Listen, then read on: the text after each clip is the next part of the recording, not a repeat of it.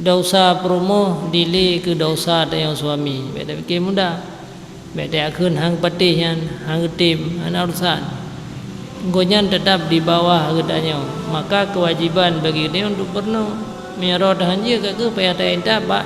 tempat ber payah tak uja yang latih bahkan sebalik ji biasa ada tham dong bena ber di malamnya pawaknya kai kli yang dahsyat. Jadi kewajiban yang sebenarnya kewajiban purno suami maka suami perlu ilmu untuk dia dah pernah berumah dah menyahara dah hanjit pakai wajib tiap me ba orang yang mengerti dia orang pentak yang lagi entak anak tu ya orang yang nak fikir ke berumah salah kan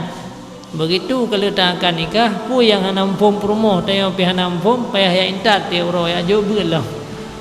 payah ajuk beut ya ajuk beut dia orang lagi dia ajuk beut anak dia wajib maka yang hana ada buat adayan tegedi urinang yang le sembahyang hana sah ada buat kemudian hana keduri dah yang halir dah yang haram gecok ju yang na bau samping rumah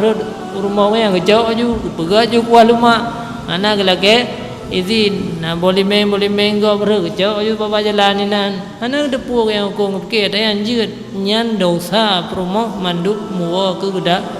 tayang dekat imam